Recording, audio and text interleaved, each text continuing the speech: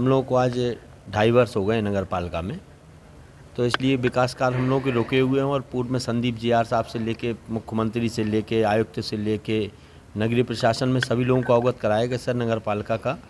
कार्य प्रणाली सही तरीके से चल नहीं पा रही, इसलिए इसमें सुधार करने के लिए नगर पालिका नीतू सिंह को कहीं अनियंत्रित कर दें और हमें कोई नया पुरुष अधिकारी दे दिया जाए, ताकि हम लोग शहर का जो विकास रुका हुआ है, सफाई से लेकर अन्य संबंधी काफ़ी समस्याएं हैं जिनको हम लोग सही रूप से सुचारू रूप से नहीं चला पा रहे हैं। तो हम लोग का एक ही निवेदन था कि सर इनको कहीं अनियंत्रित कर दें, हमें कोई नया सीएमओ दे दिया जाए, ताकि हमारे शहर का जो विकास रुका हुआ है वो आगे सुचारू रूप से बढ़ सके। अभी क्या हुआ है, आज क्या हुआ है? अभी हम लोग 4 दिन पहले टीएल मीटिंग में माननीय कलेक्टर साहब ने हम नीतू सिंह जी को एक निलंबन आदेश का वो दिया था। उसके बाद नीतू सिंह 21 तारीख से 26 तारीख तक छुट्टी पे चली गई थी, फिर रात्रि को आके और आज ज्वाइन कर लेती हैं। हमारे यहाँ पूर्व में जेडी के द्वारा एक आदेश दिया गया था बसंत चतुर्वेदी को, तो हम लोग को समझ में नहीं आ रहा है कि सीएमओ किसको रहना है, नीतू सिंह को कि बसंत चतुर्वेदी को। तो इस संबंध में हमने कलेक्टर साहब को एक आवेदन बनाया है, जिसमें ये आवेदन देके और फिर परिषद में सभी लोग 20 पार्षद हमें परेशान हैं, नगर का सही से काम नहीं हो पा रहा है। तो अगर सुनी जाएगी तो ठीक है, नहीं तो आगे से हम लोग 1 तारीख से अनशन पर बैठ जाएंगे, फिर जैसा प्रशासन को लगेगा वो उचित कार्रवाई करें। आवेदन दे रही है, कितनी परेशानी?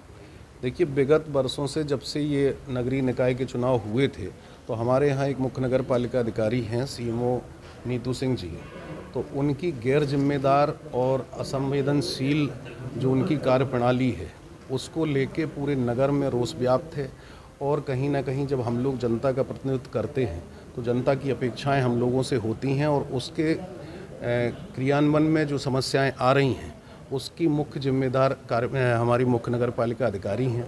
कई विगत वर्षों से हम लोग लगातार शिकायतें उनके पक्ष में और उनकी रवैये को लेके वरिष्ठ अधिकारियों को अवगत कराते रहे हैं, लेकिन उसके बाद कोई कार्रवाई हुई नहीं।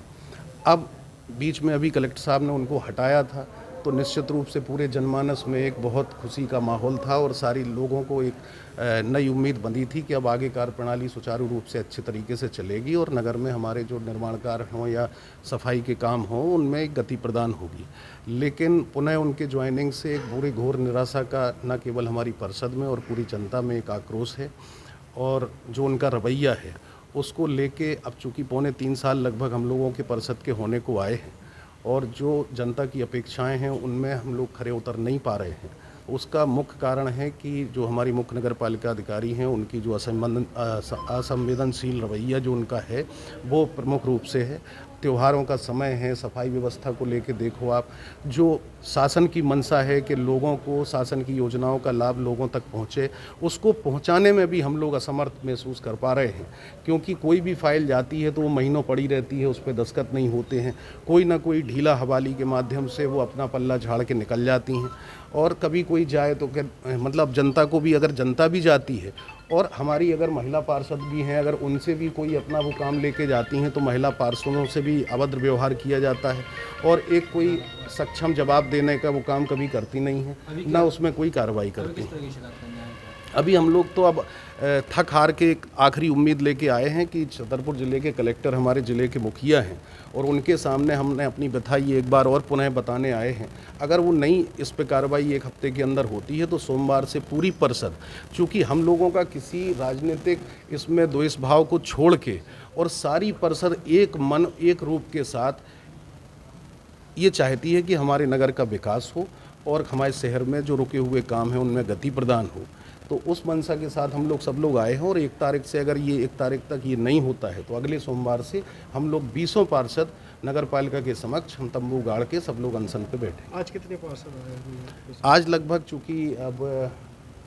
12-13 लोग हैं यहाँ पे और कई लोग अभी मौके पे नहीं थे, कोई बाहर था या कहीं काम में था, लेकिन सारे 20 पार्षदों की सहमति उसमें है। और हमेशा से ये 20 पूरी परिषद के लोग ही पहले भी लगातार इनके खिलाफ में आवेदन देते रहे हैं, लेकिन क्या कमी रही, क्या कारण रहे कि उनको नहीं हटाया गया। तो एक आखिरी उम्मीद हम अपने छतरपुर ज़िले के कलेक्टर साहब से लेके आए हैं, अब देखिए आगे क्या होता है।